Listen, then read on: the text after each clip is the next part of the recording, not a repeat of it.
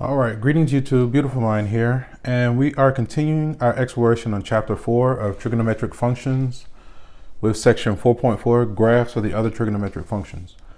A few objectives: 1, discuss properties of the tangent functions; 2, graph the tangent functions; 3, graph the cosecant, secant, cotangent. Graph the cosecant, secant, cotangent, and functions. I think that's supposed to say graph the cosecant, secant, and cotangent functions. That's fine. So the tangent function, a few properties. Let's see. So the domain of the tangent function is going to be all reals except odd multiples of pi over 2. The range of the tangent function is going to run from is going to be all reals. The zeros or the x-intercepts are going to be integer multiples of pi. The period of tangent is going to be pi, so it repeats every pi radians. It has vertical asymptotes at odd integer multiples of pi over 2, or 2n plus 1 times pi over 2. All right, let me check something real quick. Pi. So n pi plus pi over 2. Okay. I guess so. Yeah, that's fine.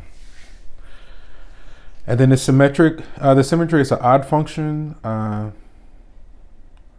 So the graph is symmetric about the origin. I think there's another typo in there, but it's an odd function. So I think this piece is supposed to say, so the graph is symmetric about the origin, but this is fine. Okay. So what we have here is basically the graph of the tangent function. So one thing you can kind of keep in mind, we have, like, if you think, just be aware that, like, tangent is what? Sine over cosine. So a lot of things that come into play are like tracking basically the zeros at play, right? That kind of gives you a hint as to what's going on. So like that's why, like if tangent is sine over cosine, right? At pi over 2, sine is 0. Sorry, let me think. Tangent. Sine over cosine. Sine starts at 0, right? So at pi over 2, sine is what? 1, a cosine is 0. So if we do 1 over 0, that's why we're getting these asymptotes, right? So one thing that kind of helps me to kind of keep track of things, some main key features of the tangent function: tracking the zeros, right? So the main zero that we have is at the origin. Tangent passes through the origin. The asymptotes occur at odd multiples of pi over 2. So at 1 pi over 2, 3 pi over 2, 5 pi over 2, so on and so on. The zeros of tangent occur at integer multiples of pi. So like 1 pi, 2 pi, 3 pi. This is like with no manipulations. This is where these features occur, okay? Notice that the tangent function is increasing. So as we trace it left to right, it goes up. The range is all reals. So every y value, we could find an infinite number of corresponding x values, and that set is going to be distinct, which means that it's countable. And what I'm referring to is like for instance, when y is 2, we could find an infinite number of countable x's that correspond to it, right? Anyway, the main thing that you need there is that the range, that set of output values, every y is accounted for. We can find at least one corresponding x. Honestly, we could find infinite number of corresponding x's for each y.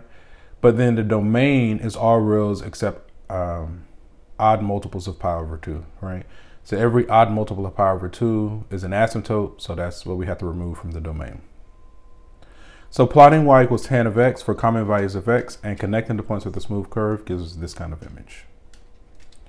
Okay, here we're asked to graph this function. We have y equals a times the tan of b times x minus c, where b is positive, by finding the period and the phase shift.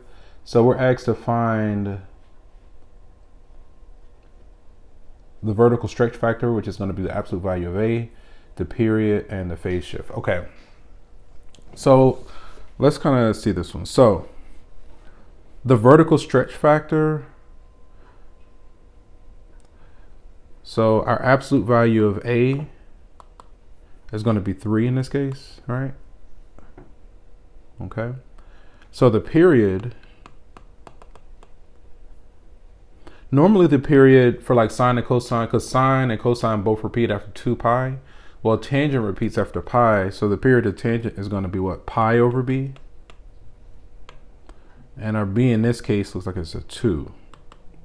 So our period is going to be pi over 2. And then our phase shift looks like it's pi over 4. Okay. So then if we use, let me think.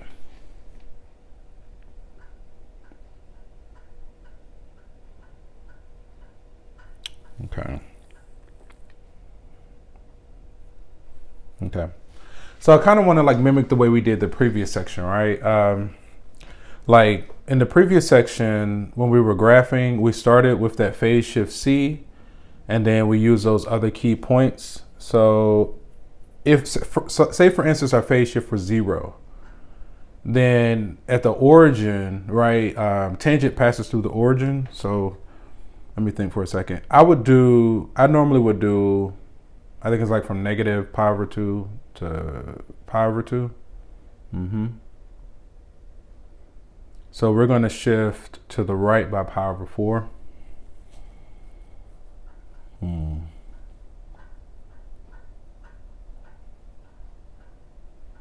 Normally that's a 0. Okay. Let me think about this for a bit. So I'm just going to start with the x-axis for right now. All right. Now we're going to start, our phase shift is pi over 4, right? So normally that would be a 0. let me say something. I'm going to do this one a little bit different than what I'm anticipating the book to do. If we start at pi over 4, right? Now it repeats every pi over 2, right? So what I'm going to do, I want to go half of that to the right and half of that to the left. You know, with the tangent at the origin, tangent passes through the origin, so I'm tracking that 0. So what I'm anticipating is that for the 0 to be here, right? This is like that central point where normally it's at the origin. We shifted it to the right by pi over 4 units. And so this specific graph is going to repeat every pi over 2 radians. So I want to do half on the right and half on the left, right? So half of pi over 2 is going to give us pi over 4. Now let me think.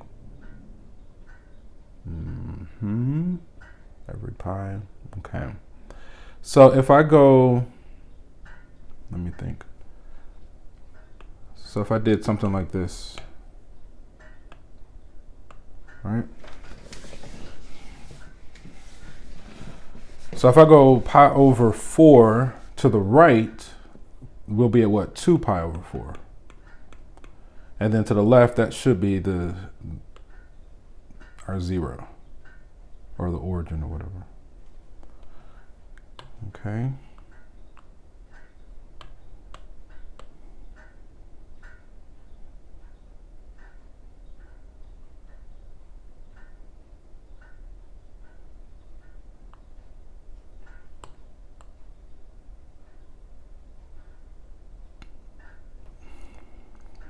Okay.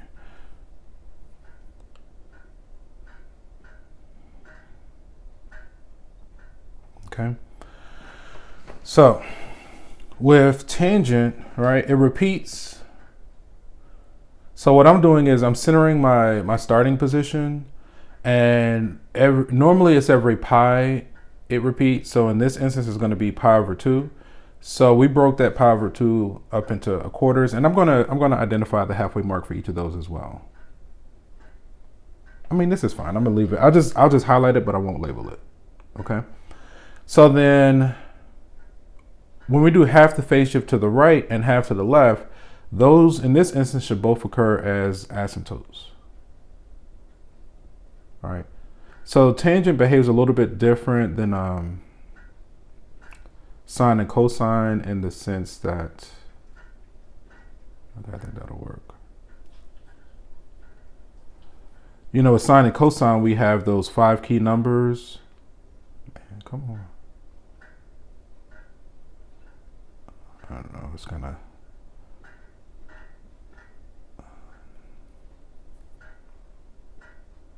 Okay. That's fine. With sine and cosine, we have the 5 key numbers that we track. Well, this has similar features that we track. We usually track the zeros and the asymptotes. And then normally we also have like halfway between the 0 and the asymptote, it passes through either 1 or -1. But because of the vertical stretch factor of A, it's going to pass through 3 and -3. Okay.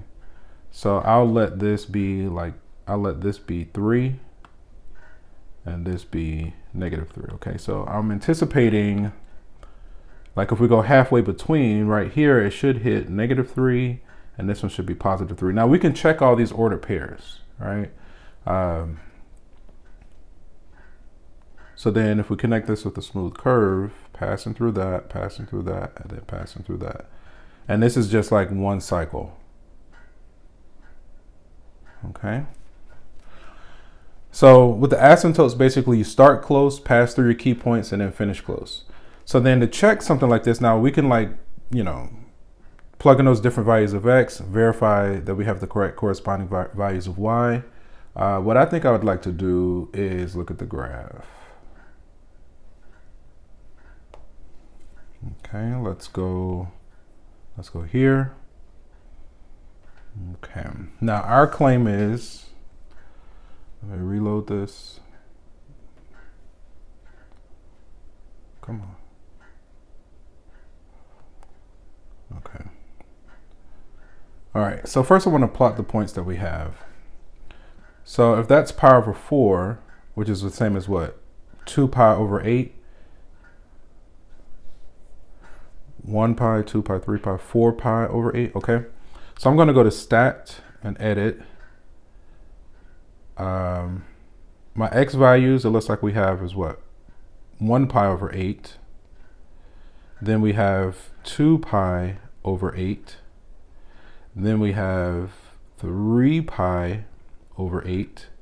And I think that's it, just those 3. And then at 1 pi over 8, our claim is that the corresponding Y value is -3. And we could just plug these in to check it manually. I'm just doing this.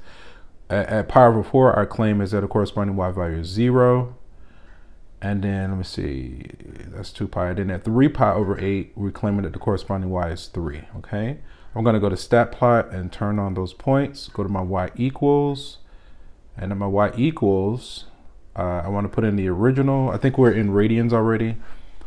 So I'm gonna hit 3 tan 2, open parentheses, X minus pi over 4. Okay, double close.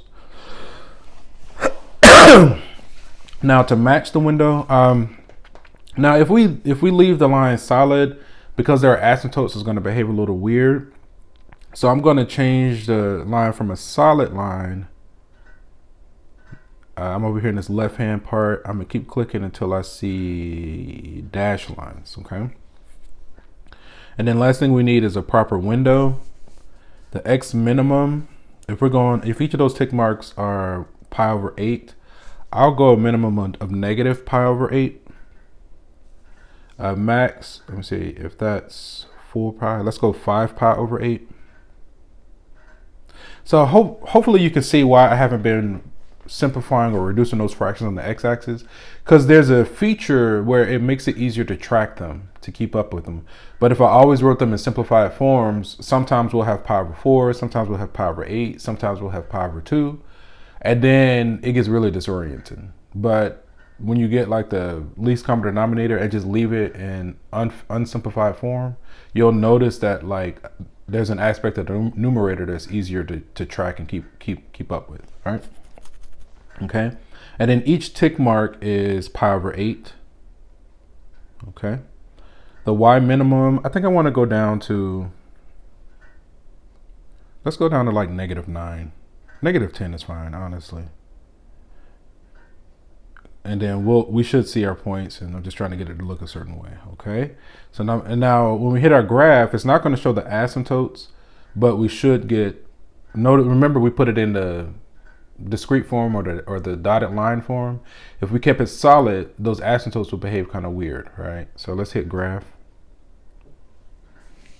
Okay, all right, passes through our points. And again, it's not going to show the asymptote. You have to know that, okay, there's an asymptote at the 2 pi over 4, right? So that's about the best we can do with something like this as far as confirming. I feel pretty good about this, okay?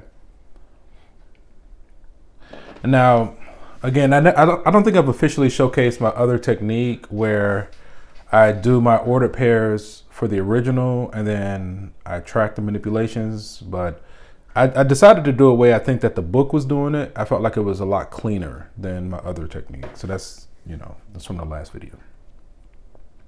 Okay. All right, let's see the way the book did it. So locate 2 adjacent vertical asymptotes by solving the equation for x, so that b times x minus c needs to equal plus or minus pi over 2. So again, the asymptotes of tangent unmanipulated occur at plus or minus pi over 2, the first set anyway, on either side of the 0. So they set that b times x minus c equal to plus or minus pi over 2. So no, and I think they got the same thing that we got. 0 and pi over 2. So at 0, the y-axis, they got an asymptote, and at pi over 2, and I think we got that exactly. Let me see. Okay, 2 pi over 4 is the same as pi over 2. Okay, so we're good there. But you see, okay, so they located the 2 adjacent asymptotes by setting the inside part equal to plus or minus 2. Okay, so that's the more official way to go about doing that. And then once you have those asymptotes, they divided it into 4 equal parts, right? And I think we essentially did this as well. Halfway between the asymptote is going to be our 0, right? So I think we got these same results. See, they reduced theirs to pi over 4. I left it as 2 pi over 8 because it's just easier to track. Because then you'll see you'll have 1 pi over 8, 2 pi over 8, and then 3 pi over 8. I am totally making some rice. That's what that alarm was for. So I'm going to go ahead and try to finish this video. It might take me, it looks like it's actually a fairly short, yeah, that looks good. I just turned it off. It's a fairly short section, so we'll go ahead and finish it out. Ooh. Okay. Evaluate the function at these 3 x values found in step 3. So they just basically plug theirs in. I use the stretch factor because I know that the original graph of tan, we have our asymptotes, we have our 0, and then halfway between the 0 and the asymptote, it passes through plus or minus 1, and tangent is increasing, an increasing function. So as we trace it left to right, it's always increasing. So then I just multiplied those by 3, and I confirmed that they actually work. That's why I plotted the points on the graph and make sure that they crossed. What they did, they just took those x values and plugged it in to generate the corresponding y's, and I think that's fine as well. Okay. And we just did one cycle. We did from 0 to pi over 2, and then, it would just repeat after that. Okay, that was fun. Let's try another one. Let's see. So the graph of the reciprocal of a circular function. So let f of x be the reciprocal of g of x. Okay, so f of x is going to be 1 over g of x, where g is any circular function. The periodicity, if g of x has a period of p, then f of x also has that period of p. The zeros, if g of c equals 0, then our f is going to be undefined, right? So because we're taking a reciprocal, we can't divide by 0. So if g is going to be 0, f is going to be undefined. If c is an x-intercept of g, then x equals c is going to be the vertical asymptote. Conversely, if g is undefined, then f of d is going to be 0. If g is odd, f is odd. If g is even, f is even. If g of x sub 1 equals 1, then f of x sub 1 equals 1. Both graphs pass through that same point. If g of x2 equals -1, then f of x2 equals -1, and both graphs pass through that point. Okay. So with these graphs, there are certain aspects that we've been tracking, right? So with sine and cosine, we had our 5 key points, namely the zeros and then the max and the min. With tangent, we've been tracking asymptotes and zeros, and then the values that go through 1. So then we'll see momentarily when we go to explore the reciprocal functions, how we use those key points to generate our reciprocal function. And it's a pretty smooth. I like the transition. Like you'll see it. It's not as bad as it looks. So again, we've explored sine, cosine. We've explored the graphs of sine, cosine, and tan. Now we're going to look at the graphs of the reciprocal functions. All right. So of each of those. So let's take a look at it. Let me see. So the sine, if g is positive on an open interval from AB, then f of x is going to be positive on the interval. Both graphs are going to be above the x-axis. If g is negative, then f is going to be negative on the interval. Both graphs are going to be below the x-axis. If g is increasing on an open interval, then f is going to be decreasing. So when we go to take the reciprocal function, if the original is increasing, the reciprocal is going to be decreasing, and vice versa. If the absolute value of g is small, then when we take the reciprocal, the absolute value of f of x is going to be large, and vice versa.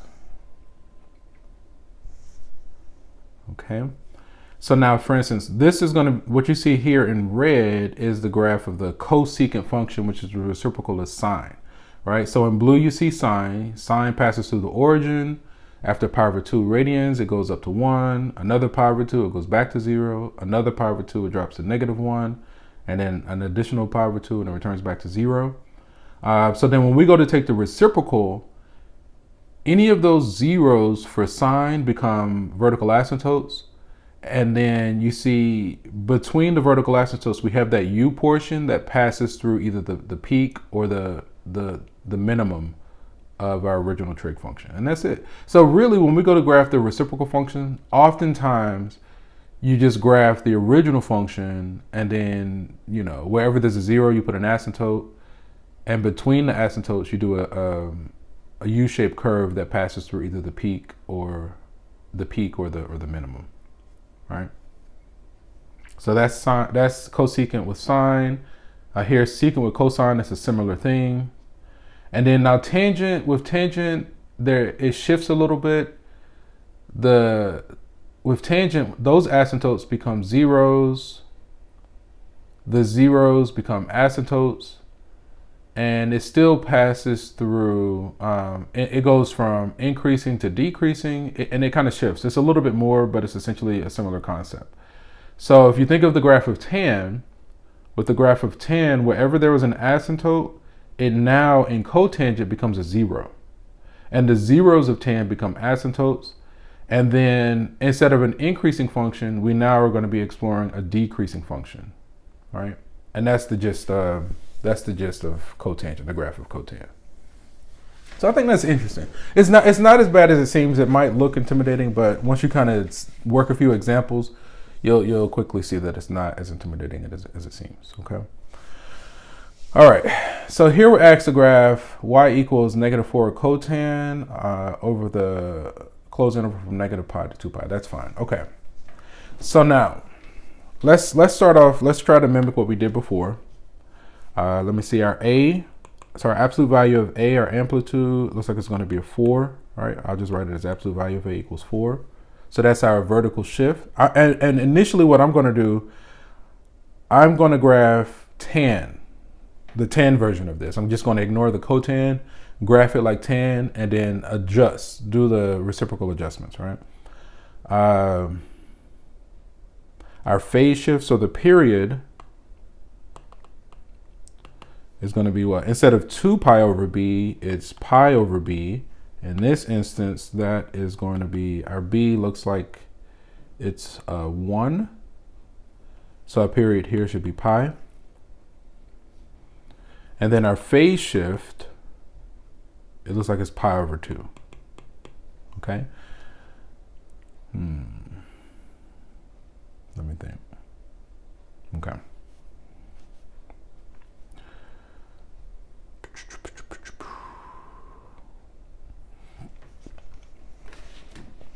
Let me think. Give me just a moment. So if the phase shift, so the period is pi, right? If we were doing the graph of tan at the origin, we did shift it to the right. Normally the origin would be, let me think. The period is pi. Okay, so one complete cycle should go from pi over 2 to pi over 2 plus pi, okay? So I think what I'm gonna do is something like this. Did we move it up or down? We only moved it side to side and did a vertical shift and flipped it, okay. Okay. So we got a few things to kind of track here. So I'm gonna start with my C being what, pi over 2. I'm just gonna put pi over 2 right here, okay? And then, and again, right now I'm doing everything in the context of tan. This is going to repeat. So if I go pi units to the right, or I'm just going to add pi units to this. So where are we at? Let me see. Maybe if I go here, we get what, 3 pi over 2? Okay. Now, if we were doing tan, I'll do green. No, let's use a different color. Let's do blue. So we'll do our tan in blue, right? And this might be a little bit different. Now tan, this would be a 0 here. As the cycle completes, we'll be back at 0 again. So then halfway between those, it's 3 pi over 4. All right. Let me see, that's a 2 pi over 4 and a 6 pi over 4. I'm going to change those. 2 pi over 4 and this is 6 pi over 4. Okay. So if we're doing tan, that means that this here would be a vertical asymptote.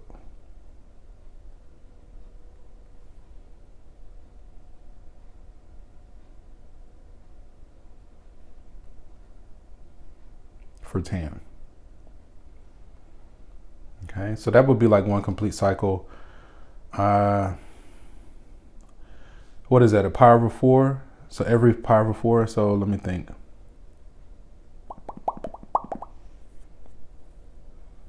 We accounted for the phase shift. Okay. So let me kind of extend this. We're going from negative pi to 2 pi. And we're starting, our main starting point that we're going to focus on is this 2 pi over 4. Let me see. That's pi over 2. So 2 pi, okay. So basically, I'm just trying to straighten out my window. So we want a window that runs from negative pi to 2 pi. And I really want to do it in increments of pi over 4, okay? So our starting position is going to be the pi over 2. I'm going to kind of redo this real quick. I'm going to get rid of this. There's nothing wrong with it. I'm just revamping for our proper window. Okay. Okay, and I think that's fine. So then negative pi to 2 pi. So I'm going to let this be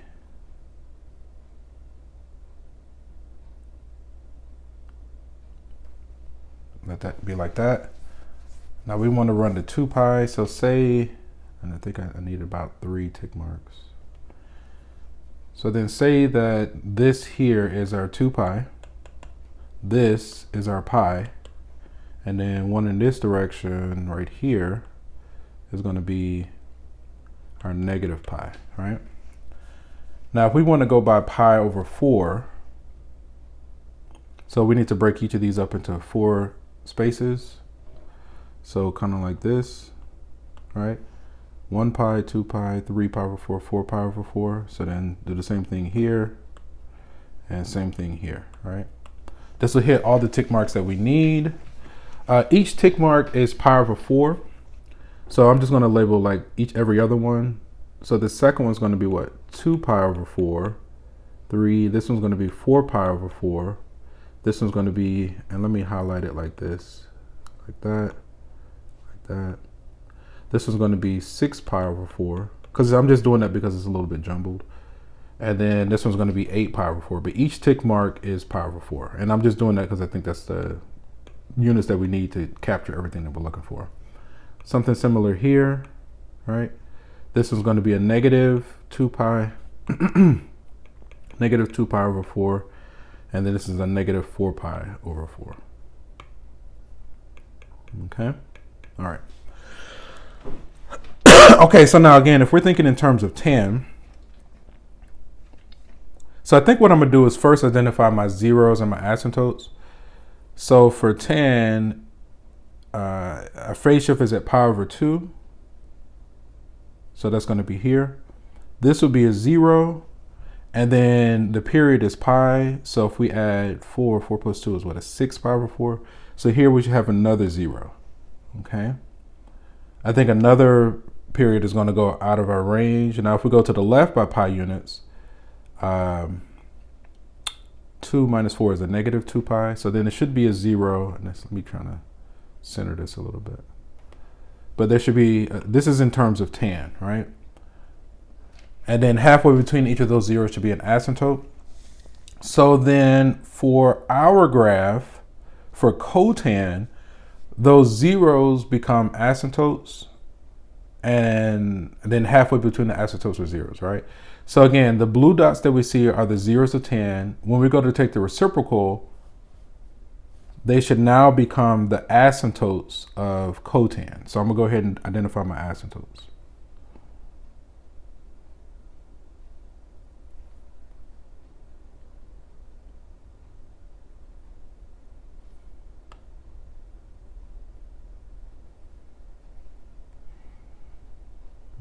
Okay, that looks good. So now for cotan, and I'm doing cotan in purple.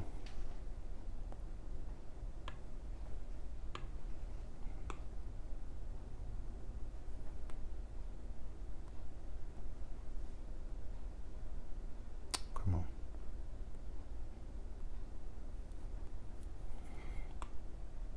It's really the whole thing, but I'm just making a distinction so you know that the purple refers to the cotan. And let me just do this, duplicate, just so you know that tan is, this one is in blue, even though I already have it labeled, but where did my colors go?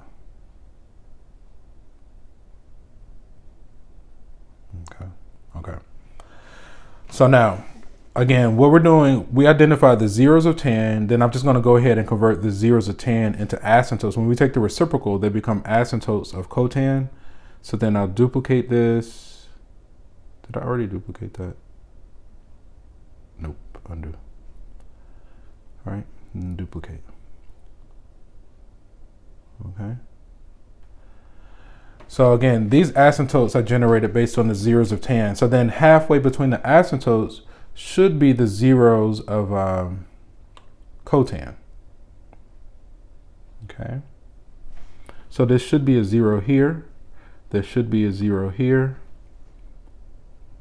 I think there'll be a 0 every, let me see, 1, 2, 1, 2. There should be a 0 there, and there should be a 0 here, okay? And then notice that if we had graphed a negative tan, that would have been decreasing. So then when we go to take the reciprocal, now ours should be increasing, right? Because it's negative cotan. Normally cotan would be decreasing, but because of that negative in front, we're going to do it as increasing. So then halfway between our zeros and our asymptotes, if we factor in that vertical stretch by a factor of 4, I'll mark it like here. I'll say this is negative 4, and then this will be my positive 4.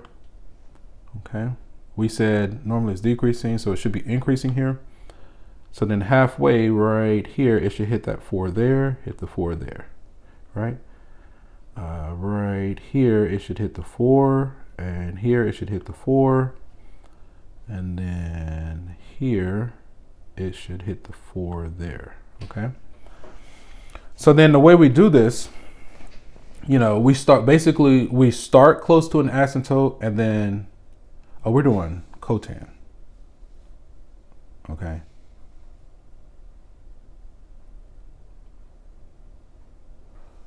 Oh, wait a minute.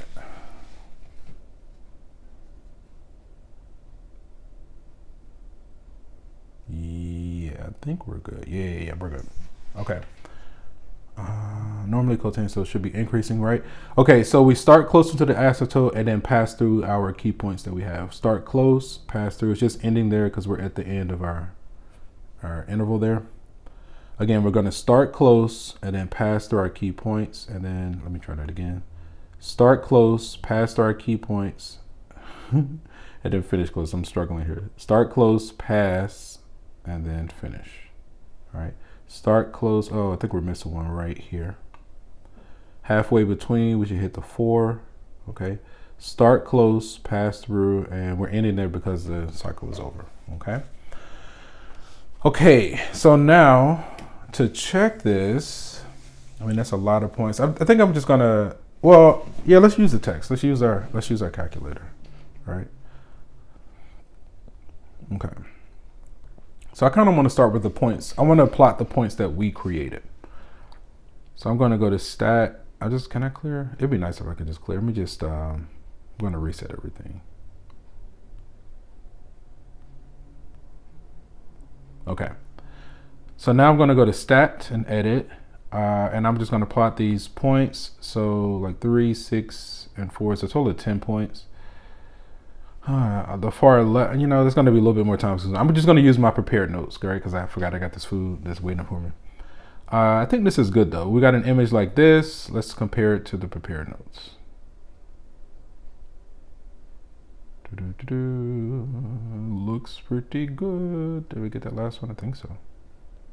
Right? Yeah. I think we got the exact same thing. The 4s are there, the 0s, right? So what we did was fine. Okay, maybe we have like another one. Let's see if we got another one that we can kind of work through. Let me really quickly. I want to glance and just see the way the textbook did it. So we're asked to graph this, right? So step 1, the A is -4, our B is a 1, our C is pi over 2. So the vertical stretch is going to be a vertical stretch by a factor of 4. The period, which is pi over b, which is just going to be pi in this case, and the phase shift is pi over 2. Okay, so we identified those. So locate 2 adjacent asymptotes for the cotangent. So the asymptotes for the cotangent are going to occur at the zeros of tangent, all right, based on the phase shift. So what they did the x minus pi over 2 equal to 0 and x minus pi over 2 equal to pi. I keep forgetting to do that, all right? My mind just drew a blank, right? We'll lock that in. Maybe if we get another one, we can identify those asymptotes. And basically what they did the x minus pi over 2, they set that equal to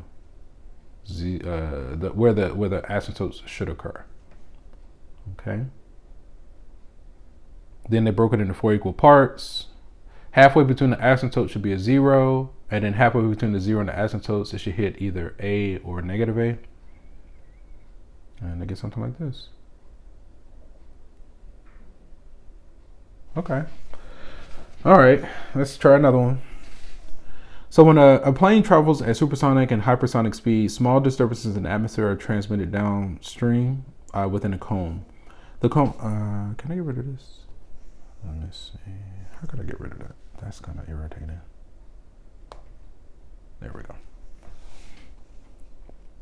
The cone intersects the ground, and the edge of the cone's intersection with the ground can be represented as in the figure on the next slide. The sound waves strike the edge of the cone at a right angle. The speed of the sound wave is represented by leg S of the right triangle shown in the figure. The plane is moving at a speed v, which is represented by the hypotenuse of the right triangle. Okay. Direction of motion, vertex at angle x. Okay. So the Mach number is given by this is the speed of the aircraft over the speed of sound, v over s, which is the cosecant of x, where x is the angle of the vertex of the cone. Graph the Mach number function as the angle at the vertex of the cone's array. What is the range? Let me see. Graph the Mach number function as the angle at the vertex of the cone as the angle at the vertex of the cone varies. What is the range of the Mach number associated with this? So I think they just want us to graph this, all right? Cosecant of x over 2. Let me see, I think I needed some space. I don't have any, I need a blank page. Okay, can I just copy this? Please do not mess up. Sometimes it gets a little bit squirrely if you're not gonna try again. Let me copy. Come on. Okay, let me try duplicating. Sometimes it acts up if I duplicate. Oh, it's actually behaving today. All right, and I want this right here. Okay. Again, where'd it go? Here. Okay. So it just says graph the Mach number function. So I think they just want us to graph cosecant of x over 2. Okay, let's just do that real quick.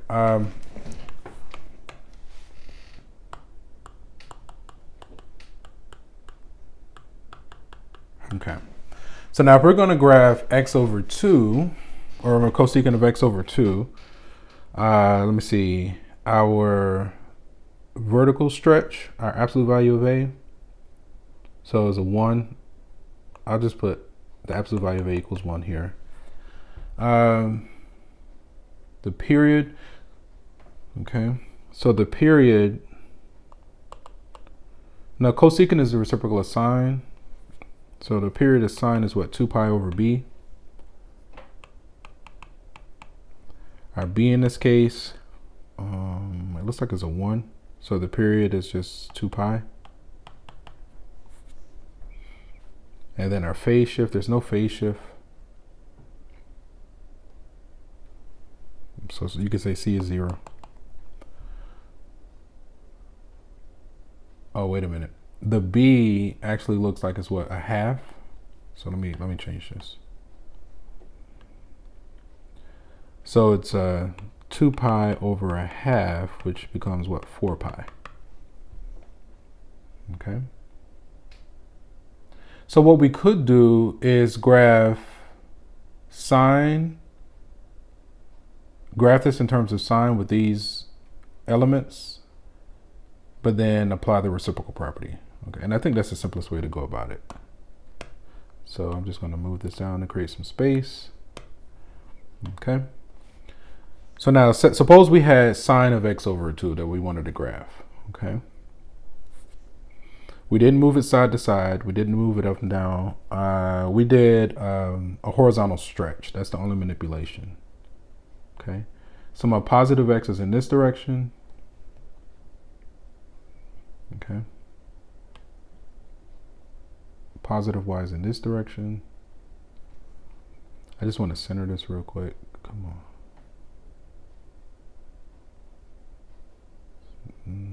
There it is. Okay. All right, so now if we were graphing sine, I'll do sine in blue, right? So if we were graphing sine of x over 2, right? So out here will be, if that's like 4 pi, and then I just want to break it in half and break it in half again. So then this would just be what, pi, 2 pi, 3 pi, and then 4 pi. Okay. Amplitude looks like it's a 1, so it goes up and down to 1. I'm going to put my 1 about here, and then my negative 1 here. Okay. My key points for sine would start at 0, and then go up to here, and then 0, and then down to here. And again, this is the graph of sine. Okay.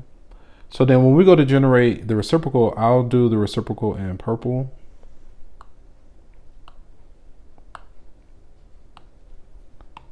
Okay. When we go to graph the reciprocal function, the zeros of sine become asymptotes. So for instance, this is one asymptote here.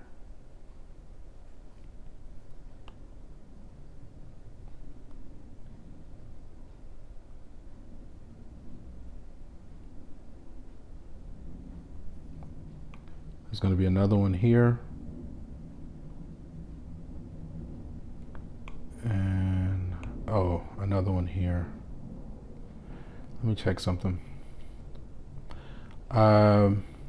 This is fine. We'll come back to that part. And then for cosecant, It's still going to pass through this peak. It's going to pass through this minimum. And the rest of it is, we start close to the asymptote, we pass through this point, we finish close. We start close to the asymptote, we pass through this point, and we finish close, right? So the purple is going to be a graph of cosecant x over 2, okay? Then the question also asks, it asks us the graph, and then what's the range of the Mach numbers associated on the interval as x goes from pi over 2, the half interval as x goes from pi over 4 to pi over 4. So there's our pi. That would be pi over 2, so pi over 4 is here. I'll highlight this in orange. All right, here's pi over 2, here's pi over 4. So pi over 4 would run from about here. We need to find that corresponding y up to this corresponding y. So it's basically talking about this region in orange here. Okay. So if we wanted to calculate the corresponding y when x is pi over 4, if we wanted to do cosecant, we would just do 1 over the sine of, all right? So for instance, I'm about to use my phone, all right? So for instance, I'll go to like y equals. If I want to evaluate cosecant, what I'm going to do 1 over, let's see, this should work, the sine of x over 2, okay? I think that's good. That should be cosecant. There might be some other nuances there, but for right now, I'm going to go with this. Then I want to evaluate this. For instance, let's do one that we know. When x is pi, if we plug pi into that, we should get 1. So now I'm going to evaluate this. On the right-hand side of the calculator is a button that says clear. The button to the left says VARS. I think that's short for variables. I'm going to click on that. I'm going to go to the right to go to y variables. I'm going to click number 1 for function and number 1 again to call the function we just submitted. So my claim is that when x is pi, we should get a result of 1. So I want to evaluate this function when x is pi. Okay, we did get our 1. And then, so now we're going to evaluate it when x is pi over 4. So I'm just going to recall. And I want to evaluate this when x is pi over 4. We'll probably get some long decimal. Okay. So the range that we're getting